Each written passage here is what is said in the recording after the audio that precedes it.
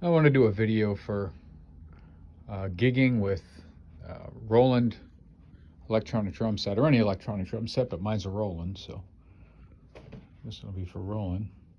This started out life as a Roland TD-27 KVX. There's the old brain over there and my other drum set. My drum room's kind of a mess right now,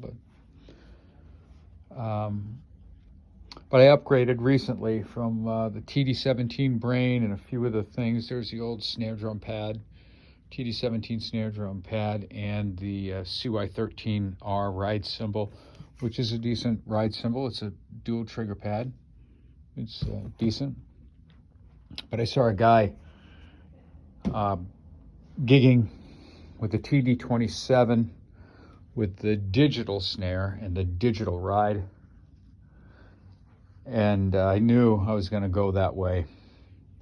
I also upgraded the bass drum. That's the 18-inch Roland VAD bass drum trigger. The TD-17 KVX comes with this style hi-hat controller, which is a controller that mounts to a traditional hi-hat stand, and it's a great feel. It operates very, very well. This rack is, I think it's called an MDS4 or an MSD4. It's the rack that comes with, it used to be the rack that comes with the TD-17, and if you're familiar with that, it's a much skinnier rack in front, or you wouldn't be able to do any type of acoustic style bass drum trigger. So I bought another one of the MDS4 racks. You can find them very, very reasonable. I bought another one for like 45 bucks, and I kind of combined mine from the TD-17 along with the one I purchased. So I was able to make it more of a conventional rack setup. So I would be able to put that VAD bass drum trigger in here, where it's a much wider stance. You can fit a lot more triggers in here. Makes for a much, much better setup. The TD-27 brain I mounted on the old arm for the old snare drum trigger that's used. This arm used to be down here, and it comes off, and that doesn't use a snare drum stand. It just comes off there, and there's a bracket on it. You mount it. I took that off, put that up on the top, mounted the TD-27 to it. Worked out great. I added the BT1 bar trigger, and I use that for whatever, different sounds or whatever. But I had the TD-17 for a couple of years before I started gigging with it. I was really on the fence. I used it to, late night practices, whatever.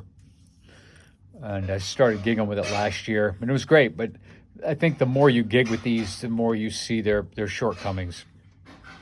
And I wanted to upgrade the snare drum for sure. This snare drum is fantastic. I believe it's called a DS-140. This operates exactly like an acoustic snare drum. It's quite an achievement by Roland. It really is a fantastic instrument. A side stick is just like a traditional snare, where on the other snare drum pad for the TD-17, you have to kind of hit it down here. You have to alter your playing style a little bit, and it can be a little bit, off-putting. But this here, great rim shot sounds when you're hitting. It's off, you can't hear it, but it's great rim shot sound, different from hitting the center of the trigger and doing an actual rim shot, and then nice clean side stick. The snare drum sounds are fantastic. They're just the sounds in general from that TD-27 brain are head and shoulders above that TD-17. The TD-17 sounds fantastic. Sounds really good. And when I bought it, I'm like, how much better can anything be? But that there is really a fantastic, fantastic brain. Sounds are great. The digital ride sounds fantastic. The bell works really, really well. Much more so than I found than the CY13R, which is fine. It's a serviceable pad, but gigging, I think it's different, in my opinion. I wanted a lot more true trigger than I was able to get in what I was playing. But how I pack this thing up to make it easy for gigging, I know, you think about process when you're moving over from acoustic drums. I've got a few acoustic drum sets, and I used to, always gig with acoustic drum sets. And I didn't want it to be as cumbersome as that. They can take a while to set up and break down. Late gigs, kind of cumbersome. So this here, obviously the snare drum is separate on the snare stand, but I take off the tom triggers and I put them along with the snare stand and the bass drum pedal in this Humes&Berg roll case. And there's a moving blanket in there. I kind of put everything in there nice and wrap it all up so nothing gets damaged. Roll that thing in there. The bass drum trigger goes into a bass drum case. The snare drum goes into a snare drum case. I leave the brain right on the rack. I leave the cymbals on the arms, all still plugged in. The BT1 stays plugged in. The arms are just kind of put up and brought down. The ride stays on. These all stay plugged in. The hi-hat stand obviously gets unplugged and that gets folded up, but I leave the trigger right on it. And then I just kind of fold this one side. Once the triggers are off, this kind of just folds in like this here. This side folds in like this. So now I just have these two pieces of rack to contend with. I drive a F-150 crew cab. This slides in the back seat. Everything that I gig with, this entire electronic drum set, that rolling case, the bass drum, snare drum, that Alesis, and that rug, a bag for the cords and whatnot. All fits in the back seat of my F-150. I don't use the bed at all. And this tears down in 10 minutes, sets up in 10, 15 minutes tops. Get to the gig, set the thing up really quickly. Don't have to worry about sound checks. Just got to check your levels for the room. That's about it. This makes gigging an absolute dream, and it changes your game. The bands that I play with, this has given us the ability to play smaller rooms where volume's a real problem.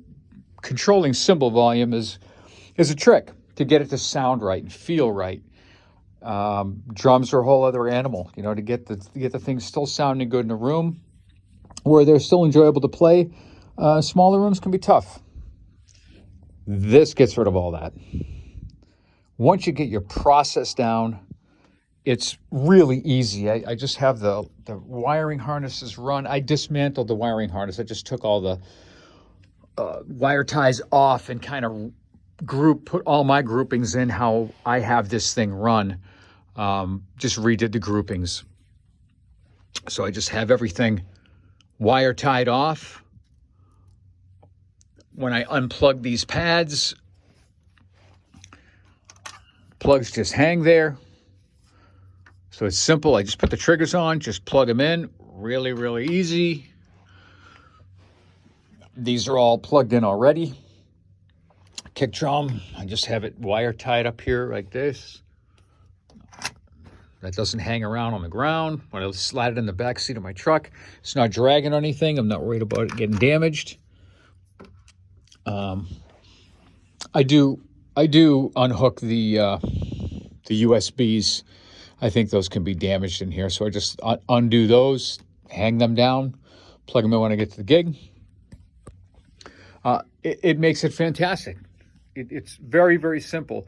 Getting a process down is just the trick. How you envision this thing to go into your vehicle and how you're going to set it up, but how you're running these wiring harnesses is going to be the trick. And I just found out this really worked well for me. If you have a smaller vehicle, it might not work.